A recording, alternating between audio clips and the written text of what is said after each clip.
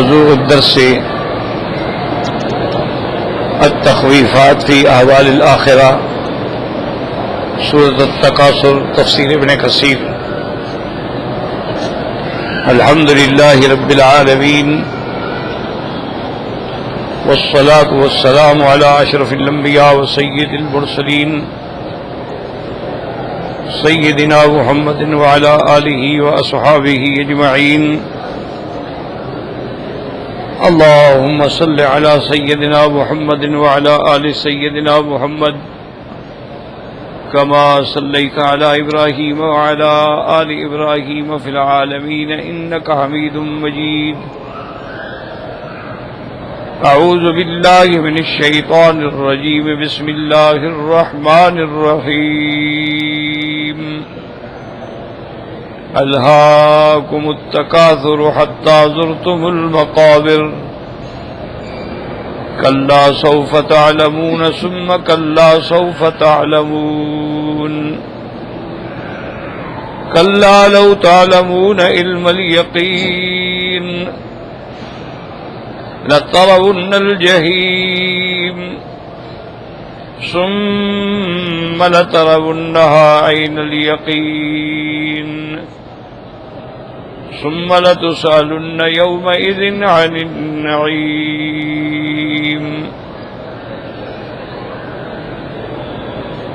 سورۃ التکاثر، جمہور مفسرین رحمہم اللہ تعالی علیہم کے نزدیک جو ہے یہ سورۃ مکیہ ہے۔ بعض مفسرین نے اس کو مدنیہ بھی کہا ہے، لیکن جمہور مفسرین کی جو رائے ہے وہ یہ ہے کہ یہ سورۃ مبارک مکیہ ہے، اور جیسا الحمدللہ پڑھ چکے ہیں کہ جو اللہ کے قرآن کی آیات یا صورتیں ہجرت سے پہلے نازل ہوئی ہیں وہ سب مکیہ ہیں، چاہے وہ کسی جگہ بھی اتری،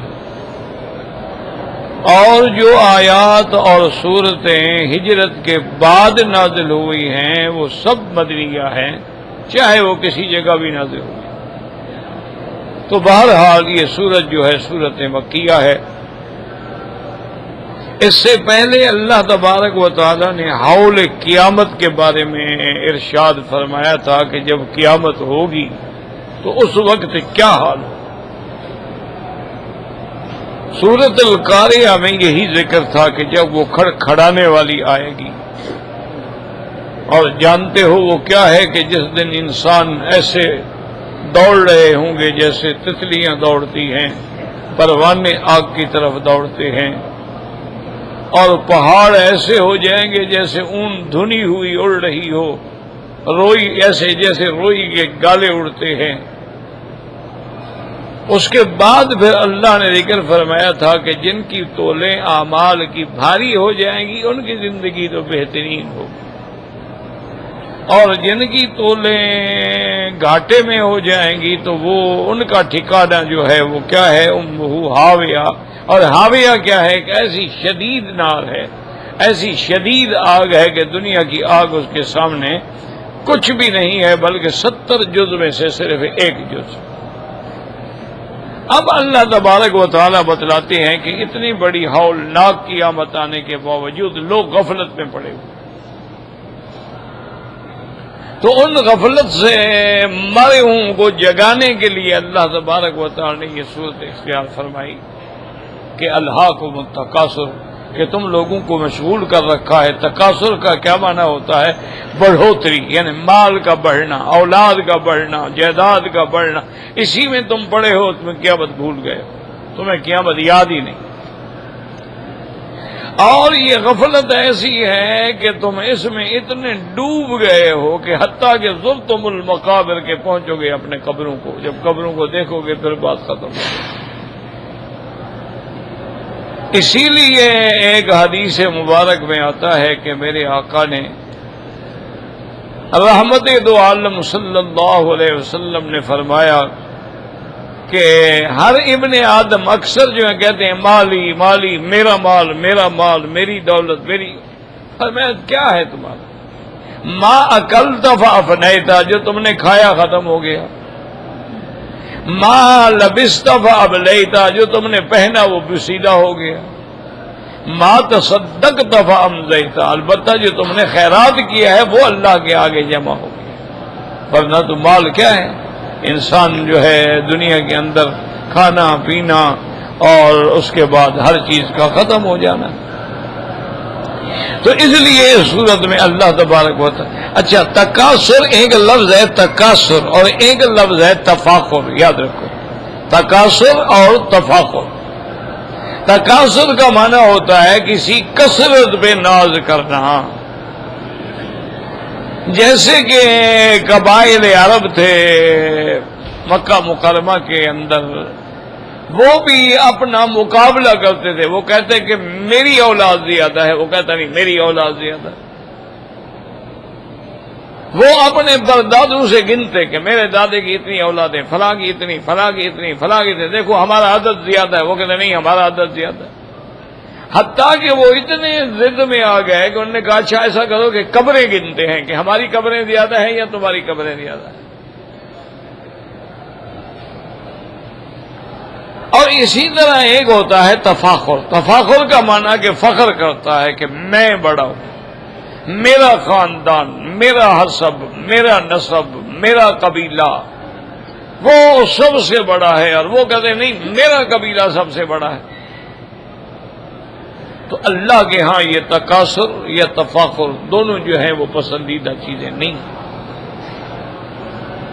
اس لیے قرآن نے دوسری جگہ فرمایا یا ایھا الناس اتقوا ربکم الذی خلقکم من ذکر و انثی. اللہ فرماتے ہیں کہ اے لوگو اللہ سے ڈرو، ہم نے تم کو ایک مرد اور عورت کے پانی سے پیدا کیا ہے. انا خلقناکم من ذکر و انثی وجعلناکم شعوبا وقبائل. پھر ہم نے تمہاری شاخیں اور قبائل بنا دیے ہیں لتعارفوا، تاکہ تم ایک دوسرے کو پہچان سکو، کہ آدمی تلاش کر سکے بھئی یہ قریش میں سے ہیں، یہ بنو امیہ میں سے ہیں، یہ بنو عباس میں سے ہیں، یہ بنو حذیل میں سے ہیں، یہ اوس میں سے ہیں، یہ خزرج میں سے ہیں. تو یہ قبائل تو صرف اس لیے ہے کہ تمہاری پہچان میں آسانی ہو. ان اکرمکم عند اللہ اتقاکم، اللہ کے ہاں عزت والا تو وہ ہوگا جو جتنا زیادہ اللہ سے ڈرنے والا ہوگا، جتنا پرہیزگار ہوگا، جتنا اس کی خشیت ہوگی، جتنی اس کا تقوی ہوگا، اتنا اس کا بڑا مقام ہوگا اللہ کے ہاں. اللہ کے ہاں دولت کی کوئی مقام نہیں، دولت دنیا کا کوئی مقام نہیں. ان اکرمکم عند اللہ اتقاکم. اسی طرح حدیث میں آتا ہے کہ میرے آقا نے اپنی بیٹی، سب سے پیاری بیٹی لخت جگر سیدہ فاطمہ الزہرا رضی اللہ تعالی عنہا کو فرمایا کہ یا فاطمہ سلینی من مالی ما شئتی، اے میری بیٹی دنیا میں جو کچھ مانگنا ہے مجھ سے مانگ لو، لیکن آگے جا کے کوئی فخر کام نہیں آئے گا کہ میں نبی کی بیٹی ہوں. آگے تمہاری اعمال کام آئیں گے، اور پھر مرنے کے بعد قبر جو ہے روضۃ من ریاض الجنت او حفرۃ من حفر النیران، یا جنت کے باغوں میں سے باغ بن جائے گی، یا جہنم کے گڑھوں میں سے گڑھا بن جائے گی. وہاں نہیں پوچھا جائے گا کہ آپ کون ہیں. اس لیے قرآن بھی دوسرے مقام پہ فرماتا ہے کہ جب قیامت ہوگی فلا انصاب بینکم یومئذ، اس دن کوئی نسب کام نہیں آئے گا کہ میں سید، میں قریشی، میں ہاشمی، میں خان، میں فلان، میں فلان. اللہ فرماتے ہیں تم سب میرے حقیر بندے ہو، اور تم سب کو میں نے ایک گندے پانی سے پیدا کیا ہے، پھر کس بات پہ تم اکڑتے ہو اور فخر کرتے ہو؟ تم سب کو میں نے کہاں سے پیدا کیا ہے؟ ایک حقیر پانی سے میں نے تمہیں پیدا کیا ہے. اور اس پانی کو اللہ نے قرآن میں فرمایا من ماء مہین، حقیر گندے پانی سے پیدا کیا، اور ایک نطفے سے پیدا کیا. اسی لیے سیدنا علی کرم اللہ وجہہ فرماتے تھے اپنے خطبوں کے اندر، حضرت علی رضی اللہ تعالیٰ عنہ کے خطبات جو ہیں وہ بڑے معروف اور بڑے مشہور اور بڑے علمی خطبات ہیں۔ آپ فرماتے تھے کہ اتعجب، میں تو بندے پہ تعجب کرتا ہوں جو کرتا ہے کہ میں سردار، میں وڈیرا، میں ممبر، میں سینیٹر، میں وزیر۔ فرمایا مجھے حیرت ہوتی ہے اس کے تعجب کرنے پہ کہ جو بندہ پیشاب کی جگہ سے 2 دفعہ نکلا ہو، تعجب تفاخر اور بڑائی کس بات کی کرتا ہے؟ اس کی حقیقت تو یہ ہے کہ اس کا اصل جو ہے وہ تو پیشاب سے نکلا ہے، کہ جب آدمی کا نطفہ عورت کے رحم میں جاتا ہے تو پیشاب کی جگہ سے جاتا ہے اور پیشاب کی جگہ محفوظ ہوتا ہے، اور جب بچے کے پیدا ہونے کا وقت آتا ہے تو تب بھی پیشاب کی جگہ سے سر نکلتا ہے، پیدا ہو۔ پر میں جو بندہ پیشاب کی جگہ سے 2 دفعہ نکلے اس کو بھی کوئی اکڑنے کا حق ہے؟ کہے کہ میں خان اور میں فلان اور میں فلان، اس بات کا کرتا ہے۔ اسی طرح حضرت علی رضی اللہ تعالیٰ عنہ فرماتے تھے کہ مجھے تعجب آتی ہے اس بندے پہ کہ جو روزانہ اپنی گندگی پہ 24 گھنٹے میں 1 دفعہ یا 2 دفعہ روزانہ بیٹھتا ہے، اپنے پیشاب پخانے پہ بیٹھتا ہے، اپنے ہاتھوں سے گندگی صاف کرتا ہے، اور اگر گندگی نہ نکلے تو موت آ جاتی ہے، اور اگر نکلے زیادہ نکلے تب بھی موت آ جاتی ہے۔ جو جس بندے کا یہ حال ہو پھر وہ کس بات پہ کرتا ہے، کس بات کا تکبر کرتا ہے کہ روزانہ تو تم اپنے پیشاب پخانے پہ بیٹھے ہو، تمہاری قیمت تو یہ ہے، اور وہ ذرا سی گندگی تمہارے کپڑوں کو لگ جائے تو اللہ معاف کرے تمہیں سارے دوستوں کو کسی کو بھی چین نہ، یار کیا بدبو ہے، کیا بدبو ہے، کیا بدبو ہے، اور پھر اس بدبو کو دور کرنے کے لیے تم بڑے بڑے صابن استعمال کرتے ہو اور بڑے بڑے شیمپو استعمال کرتے ہو، لیکن کب تک؟ اسی طرح روایات میں آتا ہے، فرمایا کہ انسان کیا ہے، اولہ نطفۃ قذرہ، اللہ اکبر، اس کی ابتدا بنیاد کیا ہے؟ گندا پانی ہے نا، اور کیا ہے نا؟ انسان کو جو اللہ نے پیدا کیا ہے، کیا خیال ہے آپ کا؟ اس کو ہیرے جواہرات سے پیدا کیا ہے؟ کس چیز سے پیدا کیا ہے؟ من نطفۃ، ایک گندے پانی سے، من نطفۃ امشاج نبتلیہ فجعلناہ سمیعا بصیرا وَلَقَدْ خَلَقْنَا الْإِنسَانَ مِنْ سُلَالَةٍ مِّن طِينٍ۔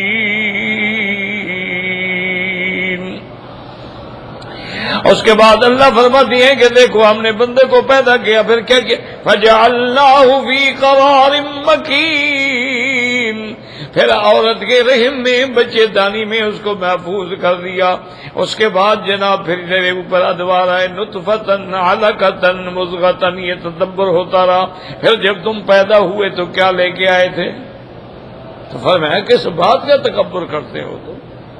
اولہ نطفتن قذرۃ وآخرہ جیفتن، آپ نے فرمایا کہ جب بندے کی ابتدا کیا ہے، ایک حقیر نطفہ ہے، اور مرنے کے بعد اگر اس کو رکھ دو تو بدبو چھوڑ دے گا۔ ہر کوئی کہے گا بھائی جلدی کرو، دفن کرو، بھائی دیر نہ کرو دفن کرنے میں، گرمی کا موسم ہے، لاش پھٹ گئی تو کیا ہوگا؟ کوئی گھر میں نہیں رکھنے دیتا، کہتے ہیں جلدی اٹھاؤ، جلدی کرو، قبر میں ڈالو۔ اور فرمایا کہ اوسط حامل بعرہ، کہ ابتدا نطفہ، انتہا جیفا، اور زندگی کے اندر تم اپنا پخانا، اپنے پیٹ میں گندگی اور پیشاب لے کے پھر رہے ہو۔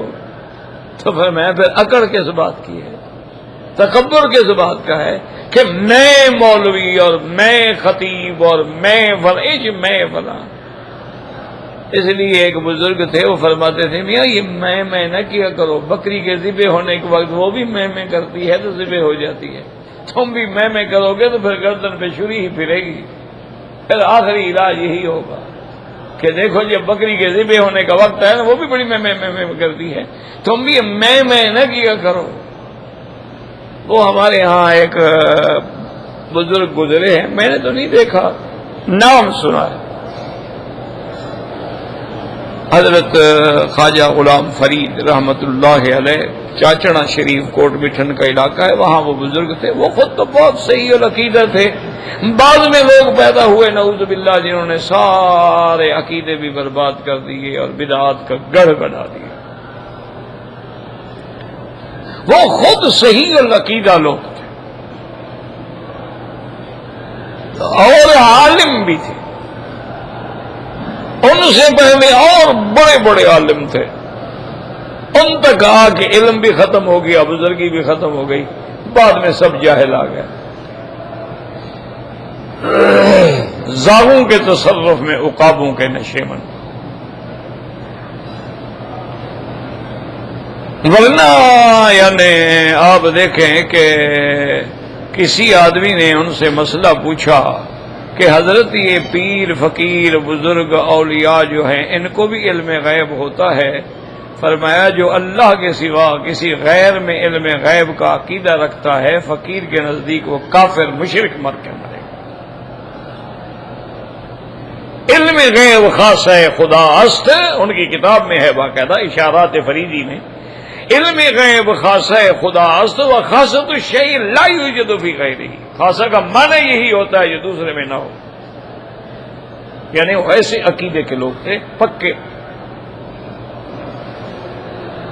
ہمارے علاقے کے جو نواب تھے نا وہ ان کے مرید تھے، تو نواب صاحب کسی بندے پہ ناراض ہو گئے، بادشاہ تو بادشاہ ہوتے ہیں نا جی، چھوٹی بات پہ ناراض ہو جائیں، بڑی بات معاف کر دیں، ناراض ہو گئے تو اس زمانے میں تو آپ جانتے ہیں نا جی ریاست جو ہے وہ تو ان کے نواب جو ہوتے تھے وہ تو جو چاہے نعوذ باللہ ثم نعوذ باللہ، کون پوچھے ان سے، وہ دوڑا دوڑا تو خواجہ صاحب کی خدمت میں پہنچا، آگے رویا پیٹا، حضرت میں تو آپ جانتے ہیں متوسط غریب آدمی ہوں، نواب صاحب ناراض ہو گئے ہیں، اب تو میری زندگی مشکل ہے، یا تو میں یہ ریاست چھوڑ کے نکل جاؤں اور پھر جائیداد زمینیں اہل اولاد رشتے دار کدھر کروں، ورنہ آپ سفارش فرمائیں۔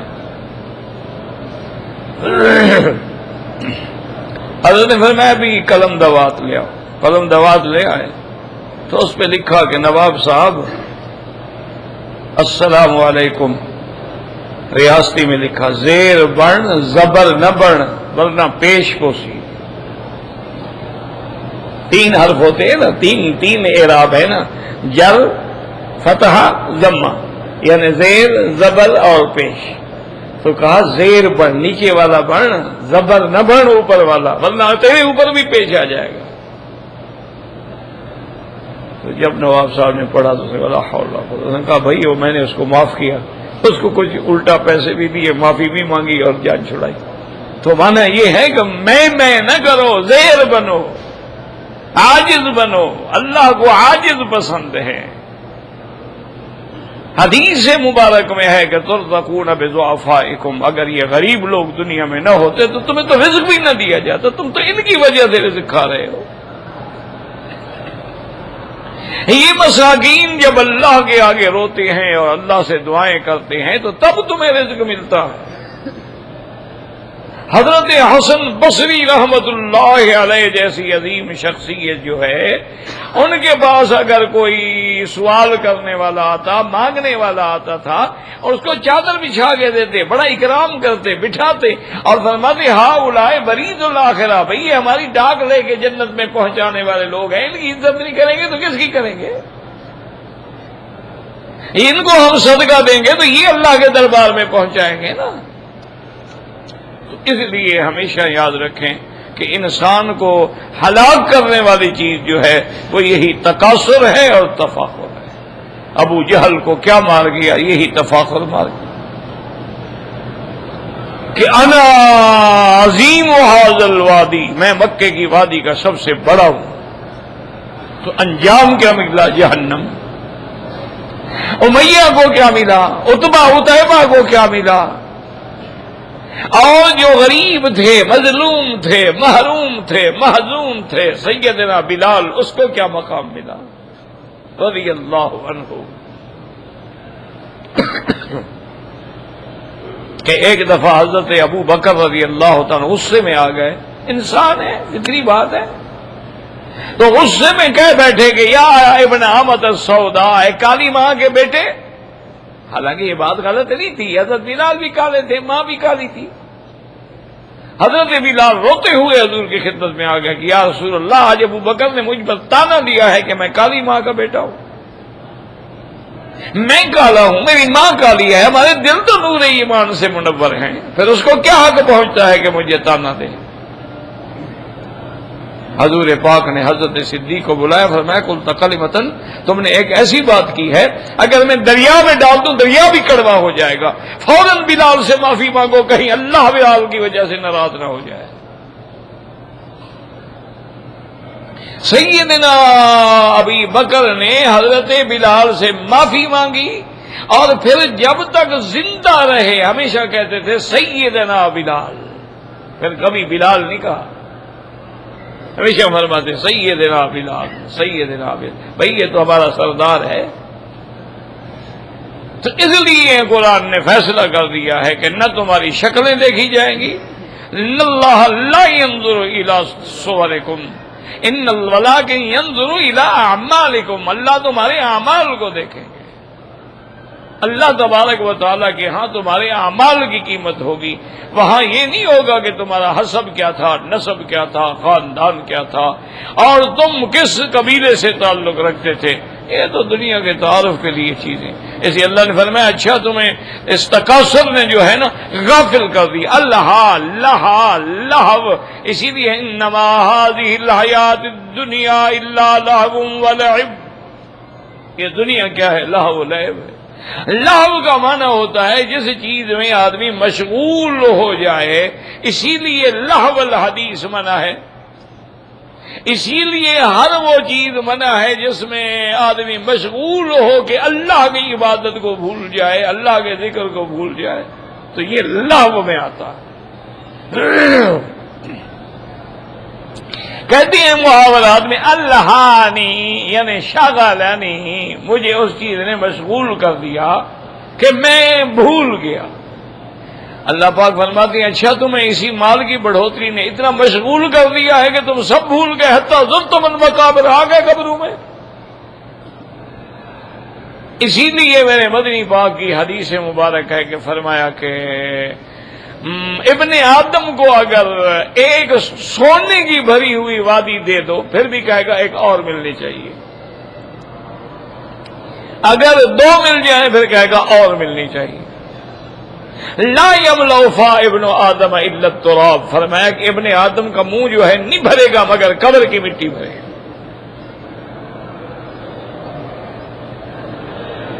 اور پھر ایسے مقام پہ آ جاؤ گے کہ لا صاحب لہ ولا انیس لہ. اس لیے قبر کہتی ہے میں تیرے انتظار میں ہوں، تیاری کر کے آؤ، کیونکہ ورنہ وہی قبر جو ہے وہ تو بیت الوحشت والغربت و بیت الدود ہے.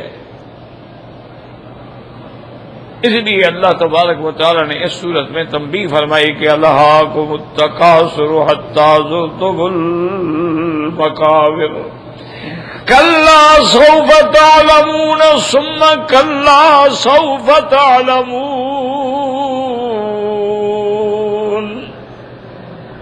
کلا لو تعلمون علم الیقین. اللہ نے فرمایا ہرگز نہیں، آنے والے دور میں تم جان لو گے کیا انجام ہوتا ہے. آپ نے فرمایا ثم کلا سوف تعلمون، تم پھر جان لو گے، اور کلا لو تعلمون علم الیقین، ہرگز نہیں پھر تم جان لو گے ایسا جاننا جو یقین والا. یاد رکھو علم الیقین ایک ہوتا ہے علم الیقین، ایک ہوتا ہے عین الیقین، ایک ہوتا ہے حق الیقین. یاد رکھیں بعض علماء اس کو 4 قسموں میں شمار کرتے ہیں. فرماتے ہیں ایک علم ہوتا ہے کہ آپ کو پتہ لگ گیا ابھی یہ تفسیر جو ہے ابن کثیر ہے، علم ہو گیا. اور ایک ہوتا ہے علم الیقین. اس کی مثال بعض بزرگوں نے دی ہے کہ تم دریا کے کنارے پہ کھڑے ہو جاؤ، دریا کو آنکھوں سے دیکھ لو تو علم الیقین ہو گیا. اور اگر دریا کے پانی سے چلو بھر کے پانی پی بھی لو تو اب یہ جو ہے یہ عین الیقین ہو گیا. اور اگر دریا میں تم خود گوتا لگا کے داخل بھی ہو جاؤ تو اب یہ حق الیقین کے درجے پہ پہنچ گیا.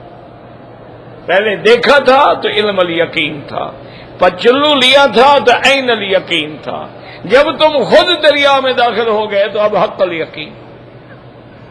یہی وہ وجہ ہے کہ سیدنا ابراہیم الخلیل علیہ الصلاۃ والسلام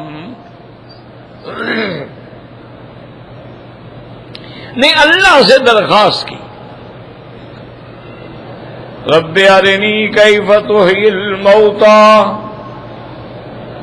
یا اللہ ذرا مجھے دکھلائیں کہ آپ مردوں کو کیسے زندہ فرماتے ہیں، کیفیت احیاء کیا ہوتی ہے.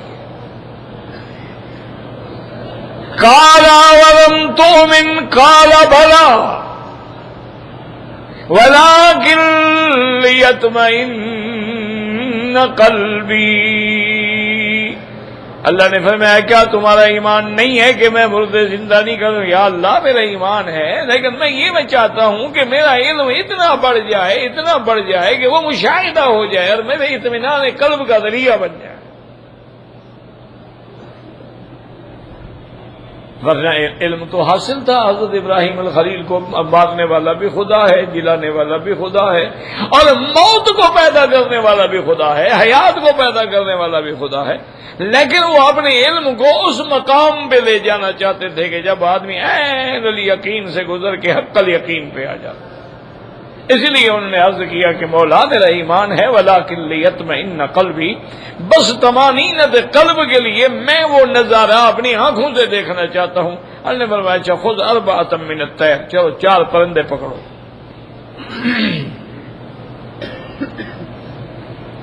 پرندے پکڑ، اللہ نے حکم دیا ان کو ذبح کرو، ذبح کر کے ٹکڑے ٹکڑے کرو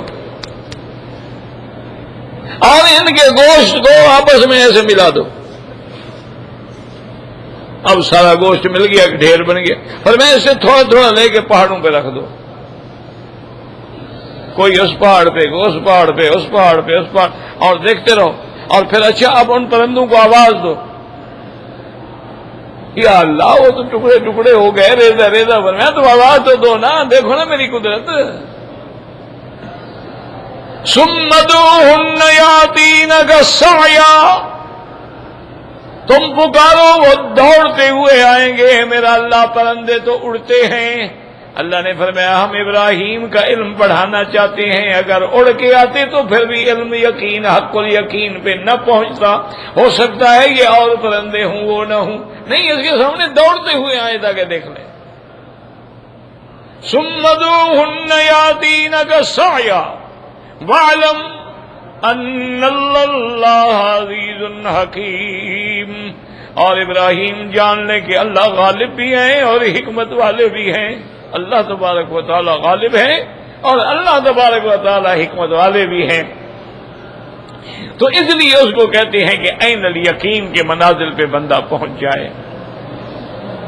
تو اب یہ ہے کہ اللہ تبارک و تعالی نے یہاں ایک تو یہ ارشاد فرمایا کہ تمہیں جو غفلت ہے وہ کھا رہی ہے، اور پھر یہ بھی بتایا کہ ہاں جان لو گے ثم کلا سوف تعلمون. بعض علماء نے فرمایا کہ پہلے کا تعلق ہے جب قبر میں آؤ گے، عالم برزخ میں آ کے بھی تمہیں پتہ لگ جائے گا کہ اللہ نے جو فرمایا، انبیاء نے جو فرمایا وہ ثم کلا سوف تعلمون. جب قیامت میں اپنے آنکھوں سے دیکھو گے، جب اپنی آنکھوں سے مشاہدہ کرو گے، جب احوال آخرت تمہارے سامنے آ جائیں گے اور فرشتے تم سے کہیں گے کہ ہذہ جہنم التی کنتم بہا تکذبون، و ظالمو یہ ہے وہ جہنم جس کا تم تکذیب کرتے تھے، جھٹلاتے تھے.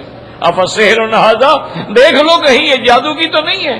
افلا تبصرون، یا تم اندھے ہو تمہیں نظر نہیں آتی ہے. اسی فرمایا کلا سوف تعلمون ثم کلا سوف تعلمون کلا لو تعلمون علم الیقین لترون الجحیم، جب تم دیکھو گے جہنم. اور یہ بھی یاد رکھ لیں کہ جہنم پیدا ہو چکی ہے، جنت بھی پیدا ہو چکی ہے. اللہ تبارک و تعالی نے دونوں کو پیدا کر دیا ہے. جہنم زمینوں میں نیچے ہوتی ہے اور جنت آسمانوں میں اوپر ہوتی ہے، لیکن دونوں مخلوقات ہیں. جنت والنار خلقتا، اللہ نے پیدا کر دیا ہے، موجود ہیں، لیکن اس میں داخل اس وقت ہوں گے جب مرنے کے بعد فیصلہ ہوگا. دنیا میں کوئی آدمی جنت جہنم میں نہیں. یہ جو عذاب ہوتے ہیں یہ نوع من العذاب ہے، یعنی اس عذاب کا گویا ایک ٹرائل ہے، ایک نمونہ ہے، ورنہ اصل عذاب جو ہے وہ آخرت میں ہوگا. یہ دنیا میں عذاب ہو یا قبر میں عذاب ہو یا برزخ میں عذاب ہو، یہ تو اس عذاب کا گویا ایک نمونہ ہے، ایک ابتدائیہ ہے، ورنہ اصل حقیقی عذاب جو ہے وہ اسی طرح جس کی قبر میں رحمت ہو جائے، قبر کھل جائے، قبر باغ بن جائے، تو یہ بھی نمونہ ہے. ورنہ اصل جنت تب ملے گی جب بندہ مرنے کے بعد محشر میں جائیں گے، اور اس کے بعد جب فیصلہ ہو جائے گا اہل جنت جنت میں جائیں گے اور اہل نار اہل جہنم میں جائیں گے. وہ اس وقت ہوگا. لَتَرَوُنَّ الْجَحِيمَ ثُمَّ لَتَرَوُنَّهَا عَيْنَ الْيَقِينِ، پھر تم دیکھو گے اس جہنم کو اور تمہیں علم عین الیقین تک حاصل ہو جائے گا کہ جہنم کیا چیز ہے. اللہ تبارک و تعالی محفوظ رکھے. اللہ ہر مسلمان کو جہنم سے پناہ عطا فرمائے. اور اس لیے فرماتے ہیں کہ جہنم جو ہے وہ اتنی بڑی بلا ہے، اللہ معاف کرے، اور اتنی اس میں گہرائی ہے کہ اگر کوئی چیز ڈالی جائے تو 70 سال تک لڑکتے جا کے پہنچے. اتنا گہرائی ہے اس جہنم. اور جنت کا تو قرآن نے کہا نا کہ اگر 7 آسمان اور زمینیں بچھا دو تو یہ جنت کا عرض ہے، طول کا تو اللہ کو پتا ہے. اور پھر جنتیں بھی کئی ہیں، کوئی ایک جنت تو نہیں ہے نا، اللہ نے کئی جنتیں ہیں.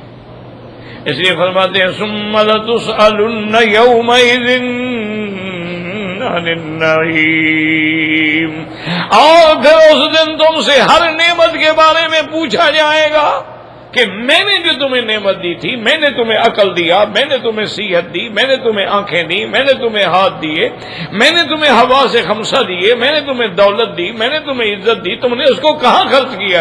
ایک ایک نعمت کا سوال ہو. وَإِن تَعُدُّوا نِعْمَتَ اللَّهِ لَا تُحْصُوهَا، اور اللہ کی نعمتیں کوئی شمار بھی نہیں کر سکتا کہ کتنی ہیں، نہ اس کی کوئی حد ہے، اور ہر نعمت کا حساب دینا ہوگا. ایک دن میرے آقا، صحیح حدیث مبارک میں، اپنے گھر سے نکلے، راستے میں جا کے دیکھا کہ حضرت ابو بکر اور حضرت عمر بھی بیٹھے ہیں. حضور صلی اللہ علیہ وسلم نے سلام فرمایا اور اس کے بعد فرمایا ما اخرجکما فی ھذا، اس وقت میں، گرمی کے وقت میں تم اپنے گھر سے کیوں نکلے ہو؟ انہوں نے کہا یا رسول اللہ ما اخرجنا الا الجوع، ہم اس لیے نکلے ہیں کہ گھر میں فاقہ ہے، بھوک نے مجبور کر دیا ہے.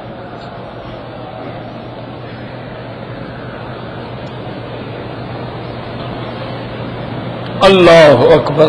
یہ ابو بکر و عمر خلفائے رسول اللہ، وہ لوگ جنہوں نے پورے عالم پہ اسلام کا پرچم لہرا دیا، وہ لوگ جن کے دبدبہ سے کیسر و کسرا کانپ اٹھے، وہ لوگ جن کی دہشت سے بادشاہوں کو پسینے آ گئے، وہ لوگ جن کی دہشت سے دریا و سمندر بھی کانپ اٹھے، بھوکے بیٹھے ہوئے.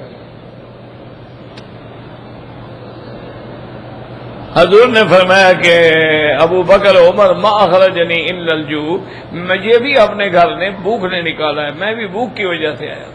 اللہ کا نبی بھوکا. یہ باتیں تو پڑھتے ہو نا، سنتے ہو، سبحان اللہ، بس سبحان اللہ. نہیں تم نے کبھی غور بھی کیا ہے تمہارا مولوی بھی کبھی بھوکا رہا ہے؟ تمہارا پیر بھی کبھی بھوکا رہا ہے؟ جن کے گھروں میں 10 ڈشیں بنتی ہیں، ساری دنیا کماتی ہے اور مولوی پیر کھاتا ہے۔ لوگوں کو اللہ نے کمانے کے لیے بنایا، ہمیں کھانے کے لیے بنایا۔ کبھی 11ویں کے نام پہ کھاتا ہے، کبھی میلاد کے نام پہ کھاتا ہے، کبھی محرم کے نام پہ کھاتا ہے، کبھی حسین کے غم میں کھاتا ہے، کبھی یزید کی خوشی میں کھاتا ہے۔ یہ عجیب مولوی ہے۔ حضرت حسین پیاسے شہید ہو گئے، لیکن ان کے لیے دودھ کی سبیلیں لگائی جاتی ہیں۔ انا للہ و انا الیہ راجعون۔ اللہ کے نبی میں کھانا نہیں، آگ نہیں جلتی ہے۔ اور ہمارے گھروں میں جیسے کہ اقبال نے کہا تھا نا کہ بھئی ہم کو تو میسر نہیں مٹی کا دیا بھی۔ آدمی تو تھا نا، ملنگ تو تھا نا، وہ عجیب آدمی تھا نا، کلندر بندہ تھا، باتیں بڑی پتے کی کہتا تھا۔ الحمدللہ خاتمہ بڑا اچھا ہوا۔ پہلے تو بیچارہ بھٹکا ہوا تھا، لیکن جب علماء کی صحبت ملی تو پھر تو بہت ہی ماشاءاللہ بہت کایا پلٹ ہوئی، بلکہ ان پر تو قرآن پڑھتے پڑھتے ایک کیفیت طاری ہوتی تھی، بے ہوش ہو جاتے تھے۔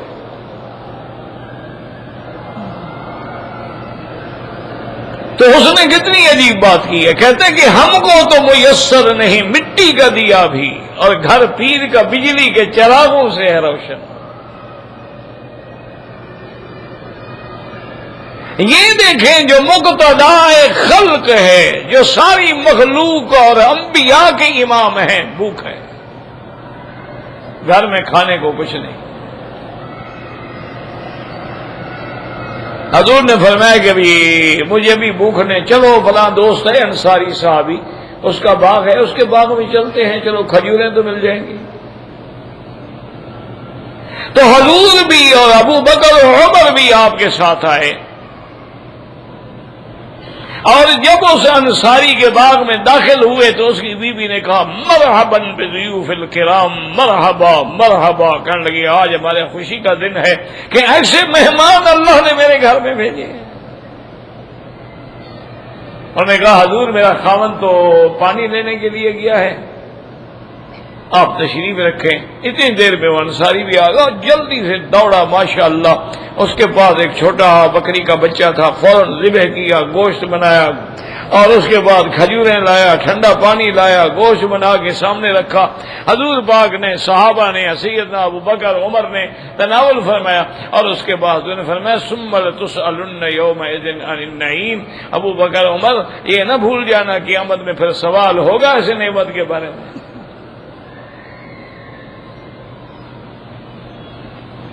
ایک ایک نعمت کے بارے میں سوال ہوگا کہ میں نے جو تمہیں آنکھیں دی ہیں تم نے اس کو کہاں خرچ کیا؟ لوگوں کی عورتوں کو دیکھتے رہے۔ میں نے جو تمہیں عقل دیا ہے تم اس سے رشوت کے طریقے نکالتے رہے۔ میں نے جو تمہیں دولت دی ہے تم اس کو سود میں اور سٹے میں اور جوئے میں لگاتے رہے۔ ایک ایک چیز کا سوال ہو، اور پھر سوال کی منزل جو ہے یاد رکھو قبر سے ہی شروع ہو جائے گی، اور عذاب و ثواب کی منزل جو ہے وہ بھی قبر سے شروع ہو جائے گی۔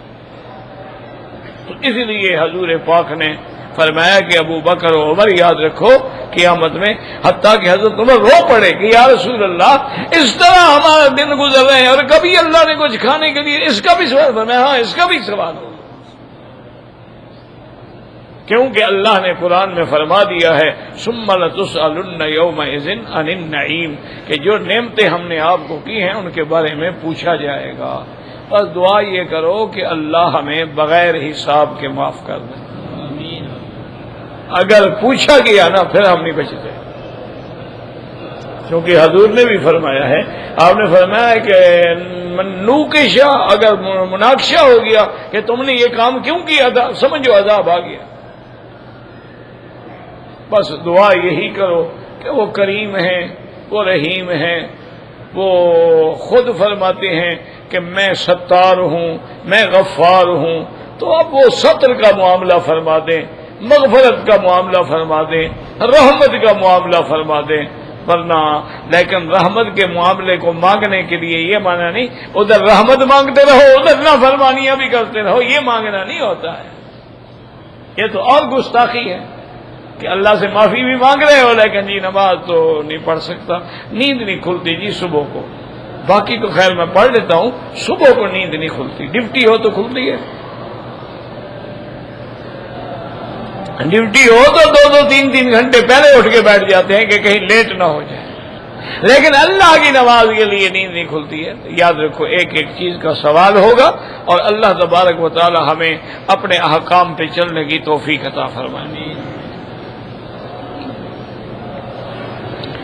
اللہ اللہ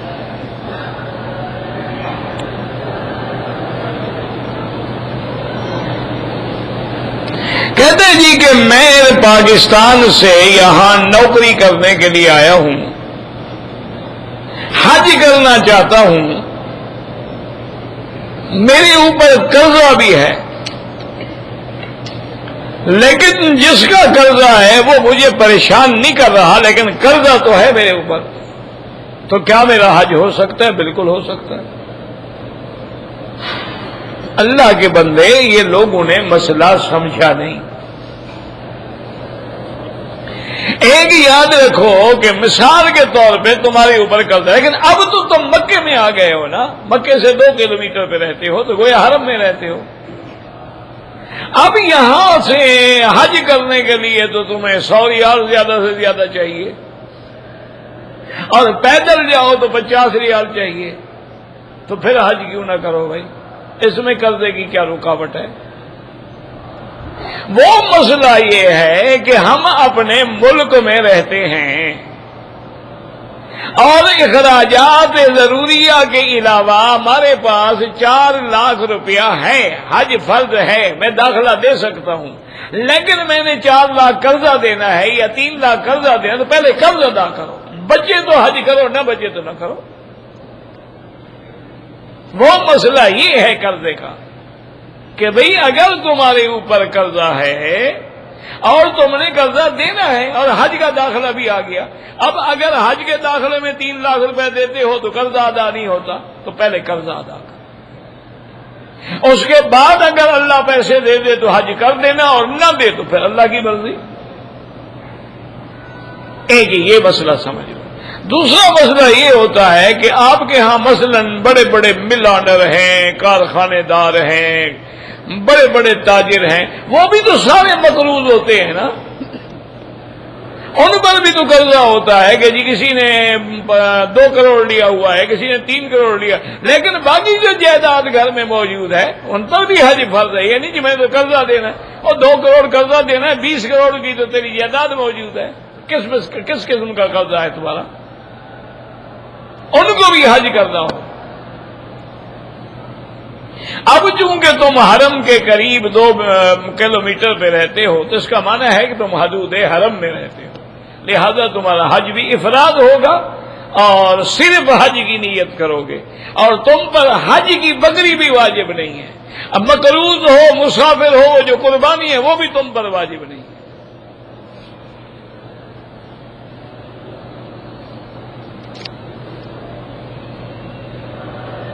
اگر لڑکا چھوٹا ہے، نابالغ ہے، اس کے پیچھے نماز نہیں ہوتی، نماز کے لیے ضروری ہے کہ وہ بالغ بھی ہو اور شریعت کے احکام اور نماز کے مسائل بھی جانتا ہو، ورنہ نماز نہیں ہوتی۔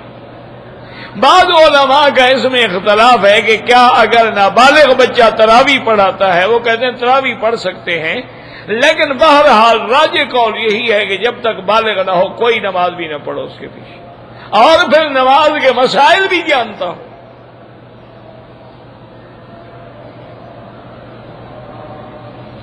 جو لوگ مکہ مکرمہ کے باہر ہیں، باہر سے کیا مراد ہے بھائی؟ جدے میں ہے تب بھی حج افراد ہے، یعنی جو لوگ طائف کے اندر اس طرف ہے یعنی تو حج افراد ہے، بحرہ میں ہیں، جدہ میں ہیں، جموم میں ہیں، وادی فاطمہ میں، سب کا حج افراد۔ میقات کے اندر جتنے رہنے والے ہیں ان کا حج افراد ہے۔ میقات ہے طائف میں، طریقہ سیر میں، میقات ہے رب کے قریب جوحفہ میں، میقات ہے مدینہ منورہ میں، میقات ہے یلملم میں، میقات ہے قرن المنازل میں، اس کے اندر جو لوگ ہیں ان سب کا حج افراد۔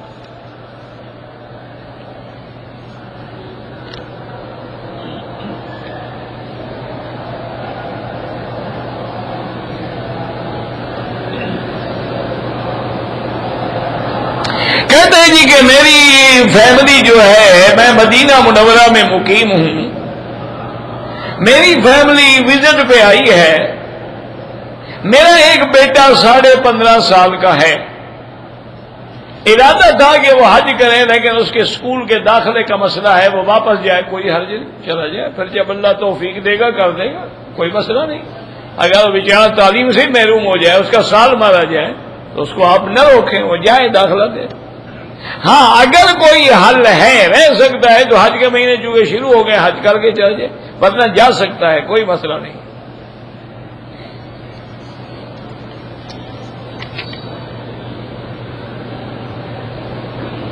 اگر آدمی پر کوئی مصیبت آ جائے تو کیا کرے؟ تو قرآن نے بتایا وَاسْتَعِينُوا بِالصَّبْرِ وَالصَّلَاةِ إِنَّ اللَّهَ مَعَ الصَّابِرِينَ۔ اللہ نے فرمایا کہ تم صبر بھی کرو اور نماز پڑھو۔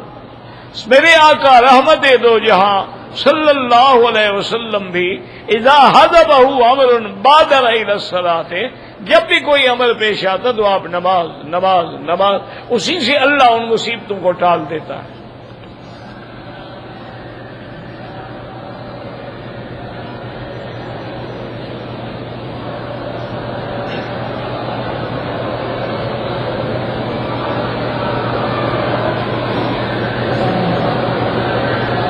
اگر ایک عورت ہے بیچاری، اس کو پیشاب کی تکلیف ہے،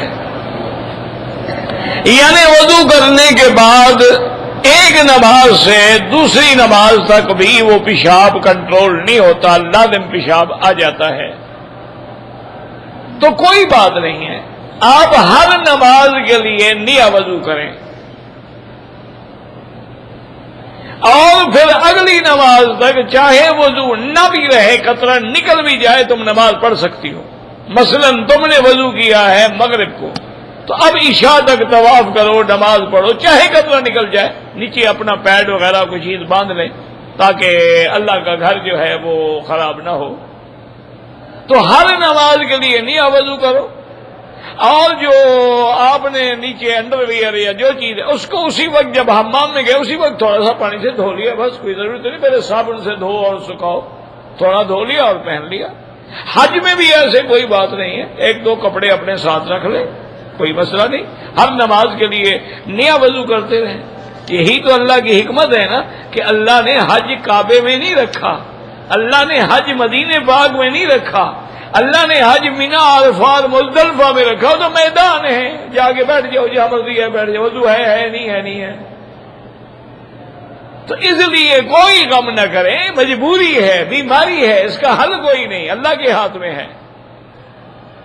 اور احتیاطاً آپ حج پہ آئے ہیں تو یہاں پر چونکہ الحمدللہ بڑی بڑی ہسپتالیں موجود ہیں، تو آپ کسی سعودی ہسپتال میں وہاں جا کر، اور یہ بھی یاد رکھو حاجی ہو یا عمرے والا ہو، اس کے لیے حکومت سعودی کی طرف سے علاج مفت ہوتا ہے، چاہے لاکھوں ریال کا علاج بھی کیوں نہ ہو، یعنی ہارٹ کے آپریشن بھی مفت ہو جاتے ہیں، کوئی ایک پیسہ بھی نہیں لگتا ہے، اور بڑے بڑے ہسپتال موجود ہیں، آپ ان کی ایمرجنسی میں چلی جائیں اور ان کو جا کے یہ بتا دیں کہ یہ میری تکلیف ہے، اللہ کریم ہے، کوئی ایسی دوائی دے دیں تیرا مسئلہ ہی حل ہو جائے، خدا کے آگے تو کوئی مشکل نہیں ہے۔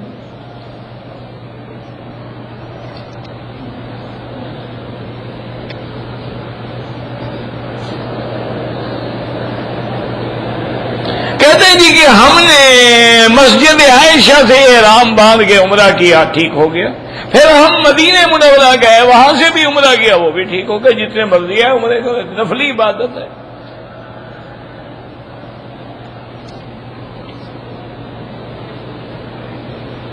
اگر ہم صحابہ کے نام پہ عمرہ کریں میرا بھائی آپ عمرہ کریں اور اللہ سے دعا کریں کہ یا اللہ اس کا ثواب فلاں کو عطا فرما، بس ٹھیک ہے، اللہ دیں گے، تمہیں بھی ملے گا، جیسے حج بدل میں کرنے والے کو بھی ملتا ہے، جس کا حج ہے اس کو بھی ملتا ہے۔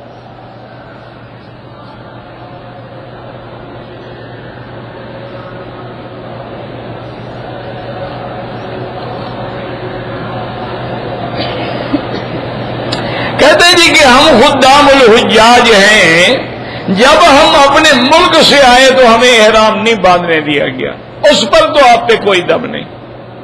پھر آپ نے رمضان میں عمرے کیے، پھر شوال میں آپ نے مدینے سے واپسی پر عمرہ کرنے کے بعد پھر آپ نے مسجد عائشہ سے بھی عمرے کیے، کوئی حرج نہیں، کوئی مسئلہ نہیں ہے۔ لیکن اب آپ چونکہ مکے میں رہتے ہیں، لہذا حنفی مسلک میں تو آپ کو ایک بکری دم جرمانے کی دینی ہوگی، حج آپ کا افراد ہوگا۔ لیکن بعض ائمہ فرماتے ہیں کہ تمتع ہو جائے گا، دم کوئی نہیں ہے۔ لیکن اکثر ائمہ یہی کہتے ہیں کہ وہ اچھا بعض فرماتے ہیں دم بھی نہیں ہے لیکن حج افراد ہو، کیونکہ حج تمتع جو ہے قران وہ باہر والوں کے لیے ہوتا ہے، مکے والوں کے لیے نہیں ہوتا۔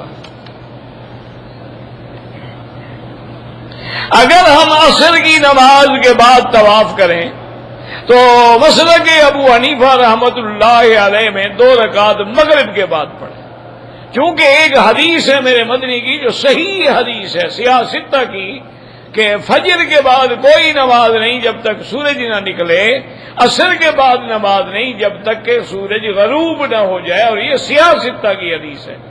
اور جس حدیث میں رعایت آئی ہے وہ سیاہ کی نہیں ہے، لیکن بعض ائمہ کے نزدیک حرم میں اجازت ہے جب چاہے طواف کی 2 رکعت پڑھ لیں، تو یہ کوئی جھگڑے کا مسئلہ ہی نہیں ہے، یہ تو بے وقوفوں نے جھگڑے بنا رکھے ہیں، جن کو علم نہیں ہے نا وہی لڑتے ہیں۔ ایک مسئلہ سمجھو، آپ نے عصر کے بعد طواف کیا، ابھی آپ کی نیت ہے کہ انشاءاللہ میں مغرب کی نماز حرم میں پڑھ کے جاؤں گا، تو نہ پڑھیں، آرام سے مغرب پڑھو، مغرب کے بعد 2 رکعت طواف کی پڑھ لو۔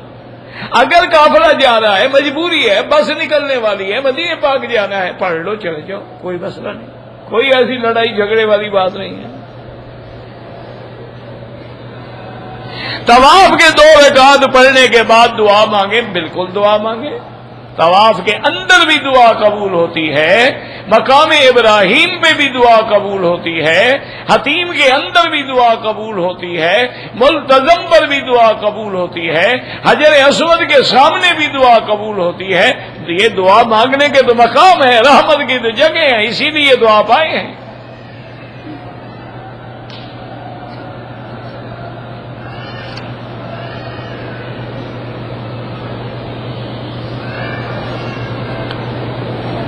میں نے حج کیا ہوا ہے، اب میں مدینے جا رہا ہوں، میری فیملی آئی ہوئی ہے، تو اب میں حج جو ہے اپنے ماں کے نام پہ کرنا چاہتا ہوں۔ بالکل کر سکتے، جب مدینے سے آئے تو ماں کے نام کا حج افراد کا احرام باندھ لیں۔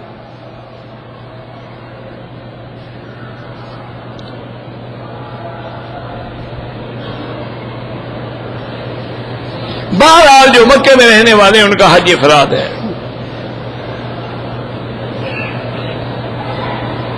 ہم لوگ جو ہیں 3 مہینے کے لیے آئے ہیں حج مشن میں، مکے میں ہم نے ایک عمرہ تو کیا ہے، اب ہماری ڈیوٹی جدہ ایئرپورٹ پہ ہوگی۔ بہرحال آپ نے چونکہ شوال میں عمرہ کیا ہے، آپ کا حج تمتع ہوگا، آپ حج کا احرام باندھیں گے، وہی جدہ سے باندھ رہے یا مکے آگے باندھ رہے، حج تمتع ہوگا، آپ کو ایک حج کی بکری دینی ہوگی دم تمتع۔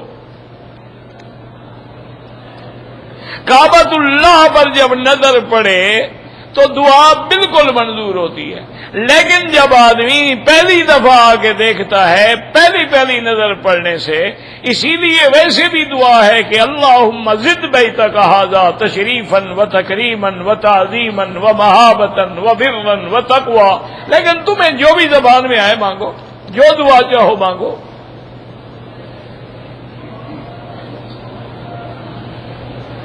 جو یہاں ہیں رمضان المبارک سے ان کا حج افراد ہے۔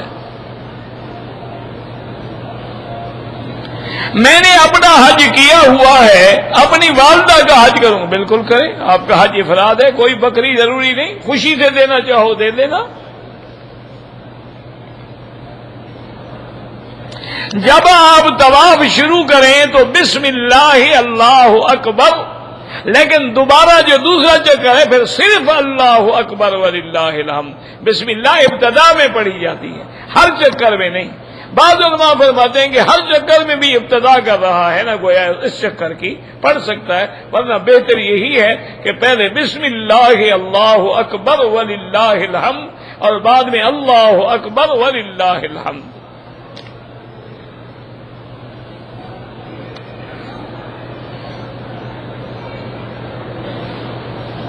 کہتے جی کہ فقہ حنفی کے مطابق ہم نے تمتع کا مدینہ شریف سے عمرہ کیا ہے تو آپ کو ایک بکری دم دینی پڑے گی، پھر ایک بکری، باقی فقہا کے نزدیک دم نہیں ہے۔ جو لوگ زندہ ہیں ان کے لیے کوئی طواف یا حج نہیں ہے، اگر معذور ہے وہ نہیں آنے کے قابل پھر آپ کر سکتے ہیں۔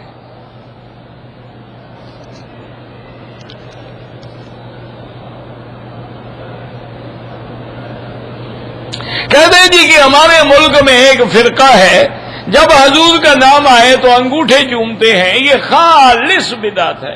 انگوٹھے اپنے چومتے ہیں، احسان محمد مصطفیٰ پہ کرتے ہیں۔ یہ بڑی عجیب آدمی ہے، اللہ نے عقل چھین لیا ہے، پتہ نہیں کیا بات ہے۔ جب حضور کا نام آئے درود شریف پڑھا جائے، کسی جگہ حضور نے حکم نہیں دیا کہ میرا نام آئے تو انگوٹھے چومو۔ اصل میں یاد رکھو یہ انگوٹھے چومنے کا تعلق حضور کے نام کے ساتھ نہیں ہے۔ یہ بعض بزرگوں نے کہیں کتابوں میں وظیفہ لکھا ہے کہ اگر آدمی درود پڑھ کے ہاتھوں پہ دم کر کے تو اس کی آنکھوں میں تکلیف نہیں ہوگی، تو یہ تو رقیہ ہے، اس کا تو کوئی تعلق نہیں حضور کے نام کے ساتھ۔ حضور کا نام آئے تو درود پڑھے، انگوٹھا چومتا جو ہے وہ بدعت ہے۔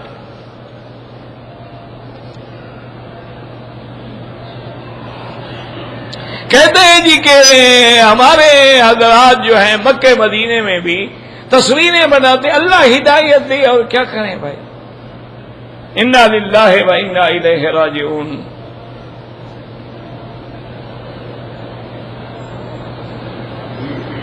میرے رشتہ دار شیعہ ہیں، وہ صحابہ سے نفرت کرتے، تم بھی ان سے نفرت کرو۔ جو حضور کے صحابہ سے نفرت کرے تو تم بھی ان سے، اسی لیے حضور نے فرمایا نا کہ اذا رأیتم الذین یسبون اصحابی، جب تم ان لوگوں کو دیکھو جو میرے صحابہ کو برا کہتے ہیں، فقولوا لعنت اللہ علی شرکم، اللہ لعنت کرے تم پر اور تمہارے شر پہ۔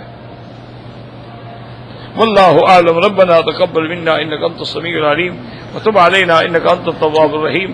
اللهم فرج هم المهمومين، نفس كرب المكروبين، واقض الدين عن المدينين، واشفنا واشف مرضانا ومرضى المسلمين۔ اللهم اجعل لنا وللمسلمين من كل هم فرجا ومن كل ضيق مخرجا ومن كل بلاء عافيا۔ یا اللہ بیماروں کو شفا عطا فرما، یا اللہ بیماروں کو شفا عطا فرما، یا اللہ بیماروں کو شفا عطا، یا اللہ ہماری ظاہری باطنی روحانی جسمانی بیماریاں دور فرما، یا اللہ ہمیں مانگنا بھی نہیں آتا بغیر مانگے عطا فرما، یا اللہ عالم اسلام کی حفاظت فرما، یا اللہ مسلمان جس ملک میں ہیں ان کی جان مال آبرو عزت کی حفاظت فرما، یا اللہ بلاد اسلامیہ میں امن اور استحکام پیدا فرما، یا اللہ اس بلد الامین کو قیامت تک ہر فتنے سے محفوظ فرما۔ ربنا ظلمنا انفسنا ان لم تغفر لنا وترحمنا لنكونن من الخاسرین۔ ربنا آتنا فی الدنیا حسنۃ